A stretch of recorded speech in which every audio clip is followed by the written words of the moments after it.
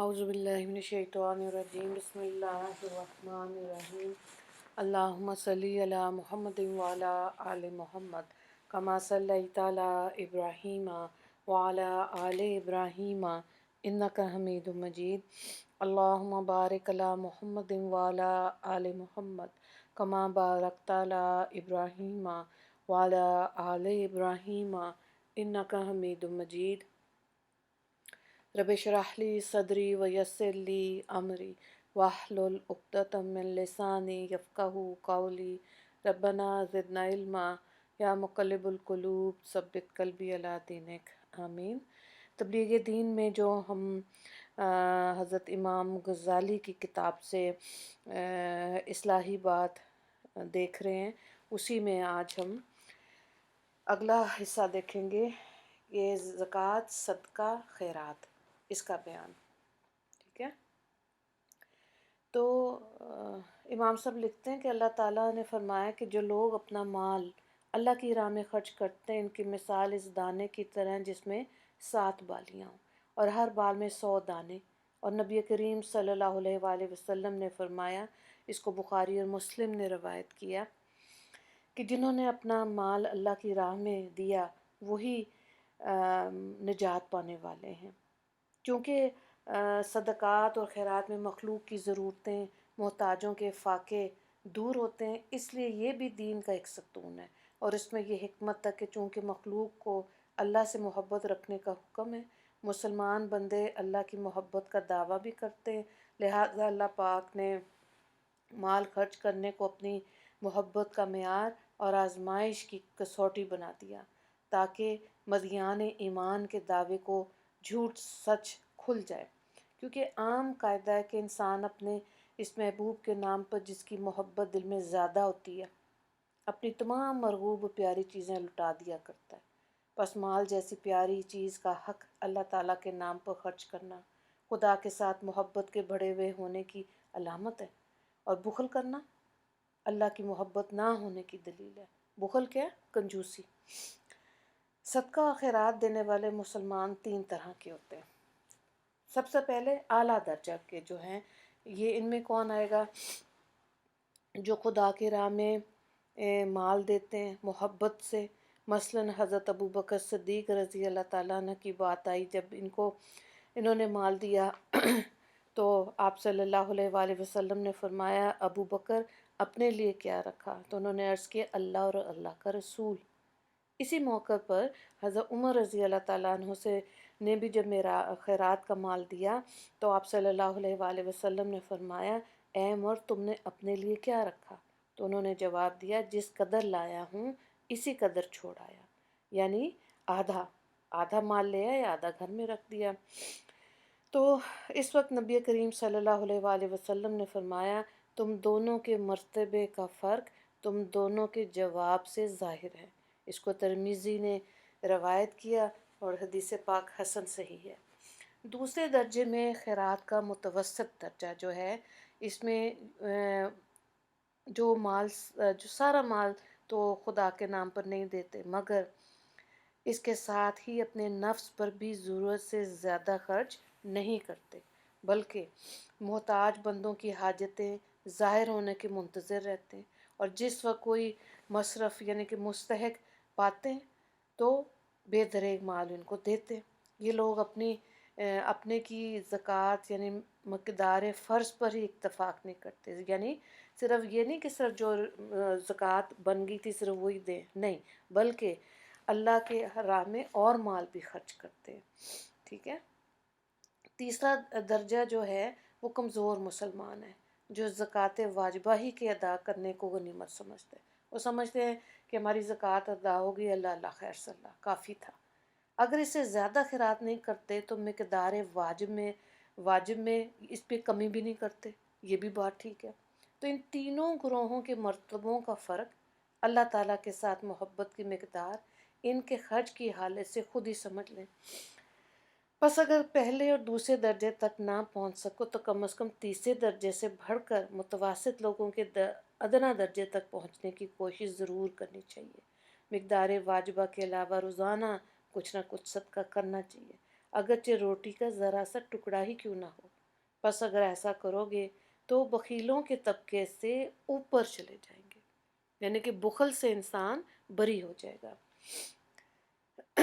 پھر مفلس مسلمانوں کی خیرات، اس میں کیا دیکھیں، اگر مفلس خالی ہاتھ ہو مسلمان، تو یہ نہ سمجھو کہ صدقہ مال ہی کافی ہے، اسے بلکہ اس کو آرام آسائش، اس کو قول فعل، اور یعنی کہ اس کو تھوڑا سا اس سے زیادہ دینا چاہیے، یعنی کہ وہ مال جو اللہ کے نام پہ خرچ کرے، مثلاً مطلب اور کون کون کیسے لوگوں کو دیا جا سکتا ہے؟ بیمار کا پوچھنا، جنازے کے ساتھ جانا، حاجت کے وقت محتاج کی مدد کر دینا، کسی مزدور کا بوجھ اٹھا لینا یا سہارا دے دینا، یا کسی کے حق میں صحیح سفارش کر دینا، نیک بات کرنا یعنی ہمت بندھا دینا، کسی کو ڈھارس دلوا دینا، یہ اس تمام امور بھی صدقے میں شامل ہوتے ہیں، اور یہ ایسے صدقات ہیں جن کے لیے مالدار ہونے کی ضرورت نہیں ہے، ٹھیک ہے؟ تو کتنی اعلیٰ بات ہے، یہ تو عام انسان بھی کر سکتا ہے، اور کوشش کرنی چاہیے کہ اللہ کی مخلوق میں خیر خواہ بنے، اللہ سے اس کی توفیق مانگنی چاہیے۔ زکوٰۃ اور صدقات میں 5 باتوں کا زیادہ خیال رکھنا چاہیے۔ نمبر 1، صدقے کو چھپانے کی مصلحت، جو کچھ بھی دیا کرو وہ لوگوں سے چھپا کر دیا کرو، کیونکہ حدیث پاک میں آیا کہ چھپا کر خیرات دینا پروردگار کے غصے کو کم کرتا ہے، اور جو مسلمان اپنے دائیں ہاتھ سے اس طرح خیرات کرے کہ بائیں ہاتھ کو بھی نہ خبر ہو، تو وہ ان 7 بندوں کے ساتھ آخرت میں اٹھایا جائے گا جن پر اللہ تعالیٰ قیامت کے دن سایہ کریں گے اپنے عرش کا۔ اور اس میں حکمت یہ ہے کہ صدقے سے مقصد بخل کی بد خصلت کو دور کرنا ہے، مگر اس میں ریا کے خطرناک مرض کا اندیشہ ہے، اس لیے چھپا کر دینے کے سبب ریا دکھاوا سے نجات مل جائے گی، کیونکہ مسلمان جب قبر میں رکھ دیا جاتا ہے تو ریا سانپ کی صورت اور بخل بچھو کی صورت بن کر اس کو تکلیف پہنچاتا ہے۔ بس جس نے خیرات کرنے سے جی چرایا، بخل اختیار کیا، تو اس نے اپنی قبر میں کاٹنے کے لیے بچھو بھیج دیے، اور اگر کسی نے خیرات تو کی مگر دکھاوے کی، نمائش کے غرض سے کی، تو بچھو کو گویا سانپ کی غذا بنا دیا۔ اس صورت میں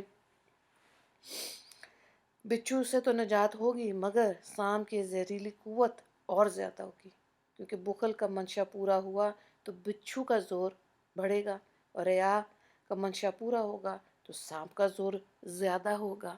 تو اخلاص کی اللہ سے دعا مانگنی چاہیے۔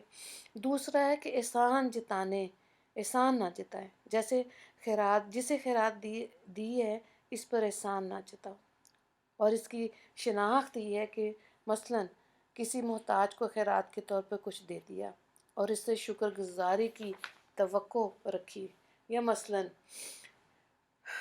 کوئی بدسلوکی سے پیش آیا تو ہمارے دشمن کے ساتھ محبت کرنے لگا، تو اس کو اس قدر ناگوار گزرا کہ صدقہ دینے سے پہلے یہ صورت پیش آئی کہ یقیناً اتنا ناگوار نہ گزرتا، تو اس سے صرف صاف ظاہر ہوا کہ اس محتاج پر اپنا احسان سمجھا، جبھی تو اس سے بدسلوکی پر اتنا طیش آیا۔ تو جب بھی مال دیں تو اس میں کسی پر احسان جتانے کی ضرورت نہیں ہے، وہ مخلص ہو کر اللہ کی راہ میں دیں گے تبھی اس کو قبولیت ملے گی اس کام کو۔ پھر ہے کہ اس کا علاج کیا ہے، احسان جتانے کے مرض کا علاج۔